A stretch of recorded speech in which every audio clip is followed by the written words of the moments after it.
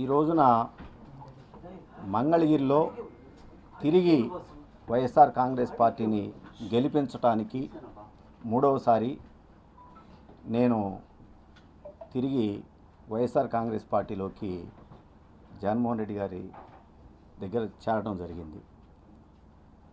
పేదవాడు శాశ్వతంగా వాళ్ళ జీవితాల్లో సంతోషంగా ఉండాలి, పేదవాడు గొప్పవాడు కావాలి, ప్రతి మధ్యతరగతి కుటుంబంలో కూడా ఎస్సీ ఎస్టీ బీసీ మైనార్టీలు అందరూ కూడా వాళ్ళ జీవితాల్లో వెలుగులు నింపడానికి జగన్మోహన్ రెడ్డి గారు చేస్తున్నటువంటి కార్యక్రమాల్లో ఒక 2 నెలల కాలం పాటు నేను పక్కకు వైదొలిగినటువంటి పరిస్థితి నుంచి మళ్ళీ తిరిగి ఆ జగనన్న బాటలో నడవాలి అని చెప్పేసి నేను నిశ్చయించుకొని తిరిగి రావడం జరిగింది.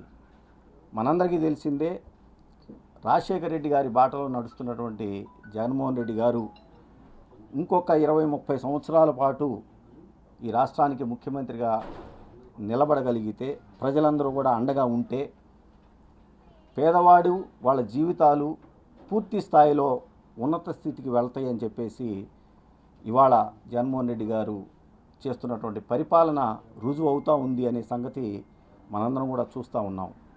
వైనాట్ 175లో నేను కూడా భాగస్వామిని కావాలని, అదేవిధంగా 25కి 25 పార్లమెంటు స్థానాలు కూడా తిరిగి వైఎస్ఆర్ కాంగ్రెస్ పార్టీ కైవసం కావడానికి నా వంతు కృషిగా నేను పనిచేస్తూ ఇవాళ జగన్మోహన్ రెడ్డి గారికి చాలా స్పష్టంగా చెప్పుకోవడం జరిగింది. 2014 నుంచి 2024 వరకు కూడా 2 సార్లు నాకు ఆయన మంగళగిరి శాసనసభ్యుడిగా అవకాశం కల్పించినందుకు ఆయనకి ధన్యవాదాలు తెలియజేస్తూ, అన్నా నేను మీరు ఏ అభ్యర్థిని మంగళగిరిలో మీరు ఇచ్చినా కూడా ఆ అభ్యర్థి విజయానికి పూర్తి స్థాయిగా అన్కండిషనల్గా నేను పనిచేసి ఖచ్చితంగా తిరిగి మూడవసారి మంగళగిరిలో వైఎస్ఆర్ కాంగ్రెస్ పార్టీ గెలుపుకి నేను పనిచేస్తానని చెప్పి చెప్పడం జరిగింది.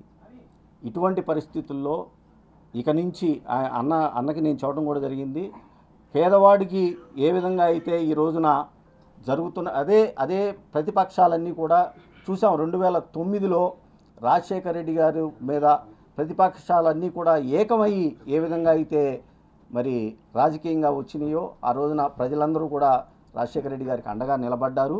అలాంటి పరిస్థితి మళ్ళీ తిరిగి ఈ రోజున వస్తూ ఉంది. ఈ రాష్ట్రంలో పేదవాడికి మంచి జరగకూడదు, మధ్యతరగతి వాడికి ఎవరు అండగా ఉండకూడదు, మధ్యతరగతి వాళ్ళు ఎస్సీ ఎస్టీ బీసీ మైనార్టీలు ఎవరు కూడా రాజకీయంగా ఆర్థికంగా సామాజికంగా ఎదగకూడదు అని చెప్పేసి ఈ ప్రతిపక్షాలన్నీ కూడా చేస్తున్నటువంటి ప్రయత్నాన్ని తిరిగి ఎండగట్టాలి, వాటికి ఎదురుగా నిలబడాలి అని చెప్పేసి భావిస్తూ జగన్మోహన్ రెడ్డి గారి సారథ్యంలో అన్కండిషనల్గా పనిచేయడానికి, అదేవిధంగా మంగళగిరిలో మళ్ళా చెప్తా ఉన్నాం, తిరిగి 2024లో కూడా నేను వైఎస్ఆర్ కాంగ్రెస్ పార్టీ అభ్యర్థి గెలుపుకి నేను కృషి చేస్తాను, పనిచేస్తానని చెప్పి తెలియజేసుకుంటూ, 19లో ఒక ఓసీ చేతిలో ఏ విధంగా అయితే తెలుగుదేశం పార్టీ నారా లోకేష్ గారు ఓడిపోయారో రాసిపెట్టుకుండి, మళ్ళా 24 ఎన్నికల్లో బీసీ సామాజిక వర్గానికి చెందినటువంటి అభ్యర్థి చేతిలో నారా లోకేష్ గారి ఓటమి ఖాయం అని చెప్పేసి ఈ సందర్భంగా తెలియజేసుకుంటా ఉన్నాను. Thank you. ఓన్లీ మంగళగిరి వరకేనా సార్, ఇంకా మిగతా గుంటూరు పార్లమెంట్కి సంబంధించి నియోజకవర్గాలు అలాగే పొన్నూరుకు సంబంధించి కూడా అభ్యర్థి ఎంపిక చెప్తారండి, అది చెప్తామన్నారు. రీజనల్ కోఆర్డినేటర్స్ తోటి మాట్లాడుకొని ఏ నియోజకవర్గాల్లో నేను నా సేవలు పనికి వస్తాయని చెప్పేసి పార్టీ భావిస్తూ అన్ని చోట్ల తిరిగి నేను పనిచేయడానికి రెడీగా ఉన్నాను. వర్ధిల్లాలి ఆర్కే గారి నాయకత్వం, వర్ధిల్లాలి ఆర్కే గారి నాయకత్వం. జై జగన్, జై జగన్, జై జగన్, జై జగన్, జోహార్ వైఎస్ఆర్.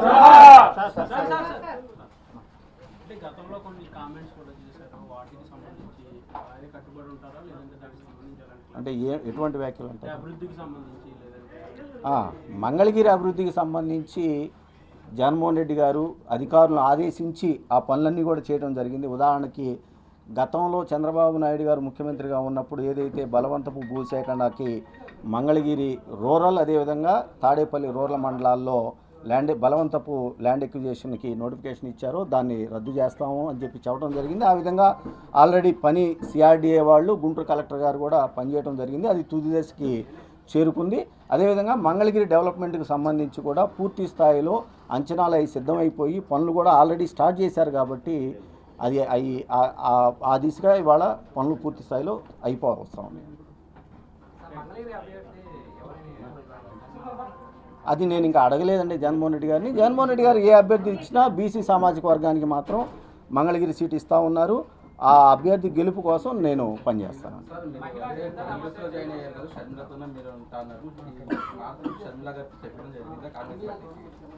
నేను చెప్పలే, అదే ఇందాక అన్నానండి. 2009లో రాజశేఖర రెడ్డి గారిని ఓడించడానికి అప్పుడు ఉమ్మడి రాష్ట్రంలో ఉన్నటువంటి పార్టీలన్నీ కూడా ఎలా ఏకమైపోయినాయో ఇవాళ తిరిగి జగన్మోహన్ రెడ్డి గారిని ఓడించడానికి ఈ రాష్ట్రంలో ఉన్నటువంటి పార్టీలన్నీ కూడా ఏకమైనవి. అది జరగకూడదు. ఎందుకంటే పేదవాడు గొప్పవాడు కావాలి, ఎస్సీ ఎస్టీ బీసీ మైనార్టీలు రాజకీయంగా ఆర్థికంగా సామాజికంగా ముందుకి రావాలి. ఆ దిశగా అడుగులు వేస్తున్నటువంటి జగన్మోహన్ రెడ్డి గారికి అండగా నిలబడాలని చెప్పేసి అనుకున్నాను.